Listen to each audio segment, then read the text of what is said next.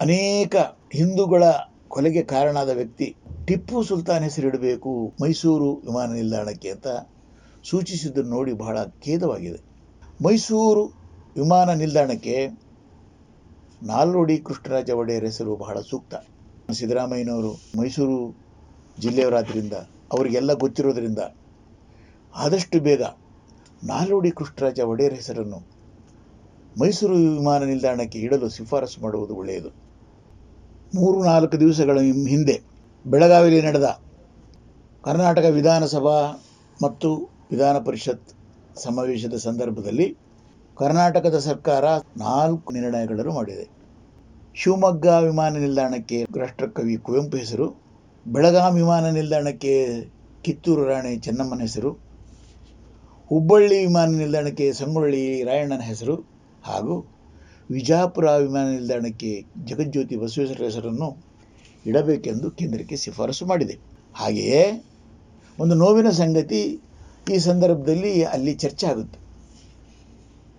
ಒಂದಿಬ್ಬರು ದಲಿತ ಶಾಸಕರು ಮೈಸೂರು ವಿಮಾನ ನಿಲ್ದಾಣಕ್ಕೆ ವಿವಾದಾತ್ಮಕ ವ್ಯಕ್ತಿ ಹಾಗೂ ಅನೇಕ ಹಿಂದೂಗಳ ಕೊಲೆಗೆ ಕಾರಣವಾದ ವ್ಯಕ್ತಿ ಟಿಪ್ಪು ಸುಲ್ತಾನ್ ಹೆಸರಿಡಬೇಕು ಮೈಸೂರು ವಿಮಾನ ನಿಲ್ದಾಣಕ್ಕೆ ಅಂತ ಸೂಚಿಸಿದ್ದನ್ನು ನೋಡಿ ಬಹಳ ಖೇದವಾಗಿದೆ.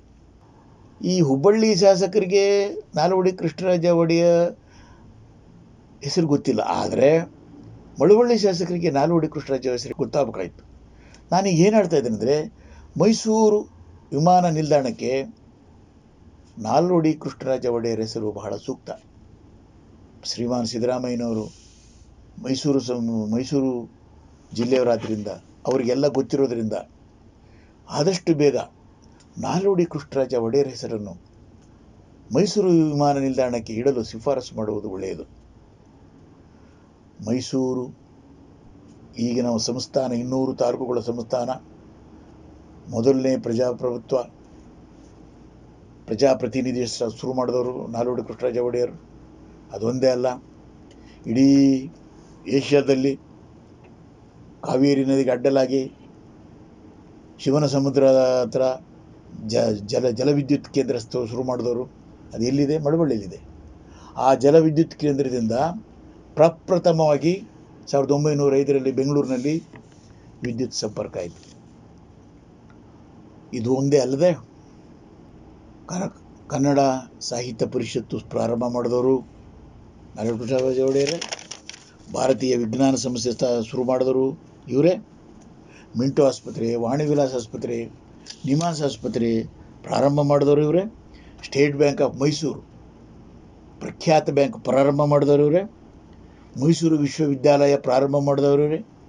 ಬೆಂಗಳೂರಿನಲ್ಲಿ ಗೌರ್ಮೆಂಟ್ ಸೈನ್ಸ್ ಕಾಲೇಜ್, ಈಗಿನ ಯೂನಿವರ್ಸಿಟಿ ಕಾಲೇಜ್ ಆಫ್ ಇಂಜಿನಿಯರಿಂಗ್ ಇದೆ. ಆಗ 1916ರಲ್ಲಿ ಪಾಲಿಟೆಕ್ನಿಕ್ ಇಂಜಿನಿಯರಿಂಗ್ ಶಿಕ್ಷಣ ಪಾಲಿಟೆಕ್ನಿಕ್ ತೆಗಿದ್ದಾರೆ.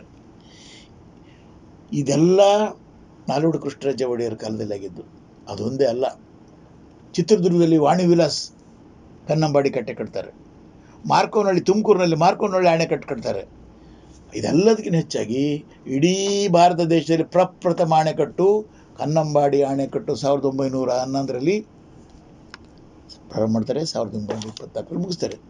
ವಿಶ್ವೇಶ್ವರಯ್ಯವರು ಸೇರಿದಂತೆ 7 ಜನ ಇಂಜಿನಿಯರ್ಗಳು ಇದರಲ್ಲಿ ಭಾಗವಹಿಸಿ ಚೀಫ್ ಇಂಜಿನಿಯರ್ಗಳಾಗಿರ್ತಾರೆ.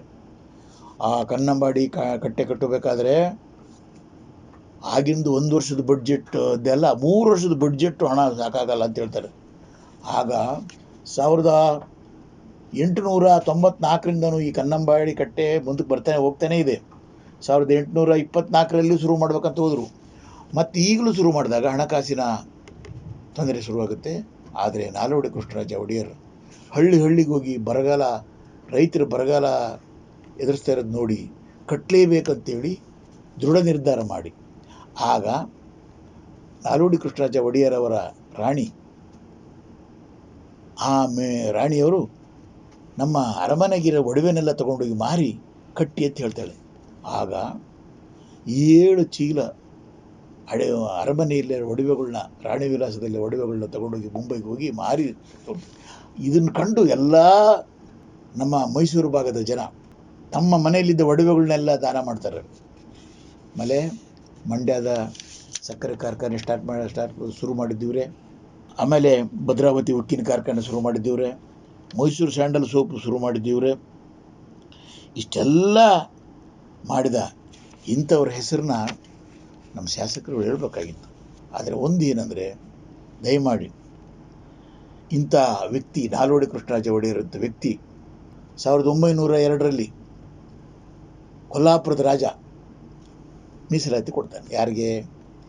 ಈ ಲಿಂಗಾಯತರಿಗೆ, ಕುರುಬರಿಗೆ, ಬೇಡರಿಗೆ. ಸೊ ಈ 108 ಜಾತಿಯವರಿಗೆ ಮೀಸಲಾತಿ ಕೊಡ್ತಾನೆ. ಅದೇ ಸಾವು ಮಹಾರಾಜ ಪ್ರಭಾವದಿಂದ ನಾಲ್ವಡಿ ಕೃಷ್ಣರಾಜ ಒಡೆಯರ್ ಅವರು ಆಗ ಇವರ ಅರಮನೆಯಲ್ಲಿ ಒಂದು ಸಣ್ಣ ಕ್ಲರ್ಕ್ ಕೂಡ ಲಿಂಗಾಯತರು ಒಕ್ಕಲಿಗರು ಆಗಿರಲ್ಲ. ಸೊ ಇದನ್ನು ಮನಗಂಡು 75% ಮೀಸಲಾತಿ ಲಿಂಗಾಯತರಿಗೆ, ಒಕ್ಕಲಿಗರಿಗೆ, ಕುರುಬರಿಗೆ, ಬೇಡರಿಗೆ, ಬೆಸ್ತರಿಗೆ, ಹಿಂದುಳಿದವರಿಗೆ, ತಿಗಳರಿಗೆ, ಯಾದವರಿಗೆ 108 ಜಾತಿ ಜನಕ್ಕೆ 1918ರಲ್ಲಿ ಮಿಲ್ಲರ್ ಆಯೋಗ ಮಾಡಿ 1921ರಲ್ಲಿ ಜಾರಿಗೊಳಿಸ್ತಾರೆ. ಇದನ್ನೆಲ್ಲ ಯಾಕೆ ಹೇಳಿದ್ರು ಅಂದರೆ, ಈ ಮೈಸೂರು ಸಂಸ್ಥಾನ ಇಡೀ ಭಾರತದಲ್ಲೇ ಒಂದು ಒಳ್ಳೆಯ ಸಂಸ್ಥಾನ. ಸಾವು ಮಹಾರಾಜ ಮಾಡಿದ್ದು ಬರೀ 5 ತಾಲೂಕು ರಾಜ, ಆದರೆ ಇವರು 200 ತಾಲೂಕುಗಳ ಸಂಸ್ಥಾನ ಇದು. ಹೀಗಾಗಿ ನಮ್ಮ ನಾಲ್ವಡಿ ಕೃಷ್ಣರಾಜ ಒಡೆಯರ್ ಹೆಸರು ಮೈಸೂರು ವಿಮಾನ ನಿಲ್ದಾಣಕ್ಕೆ ಇಡೋದು ಸೂಕ್ತ. ಅವರಿಗೆ ನಾವು ಋಣ ತೀರಿಸಿದಾಗ ಆಗುತ್ತೆ ಅಂತೇಳಿ ನನ್ನ 4 ಮಾತುಗಳನ್ನು ಮುಗಿಸುತ್ತೇನೆ.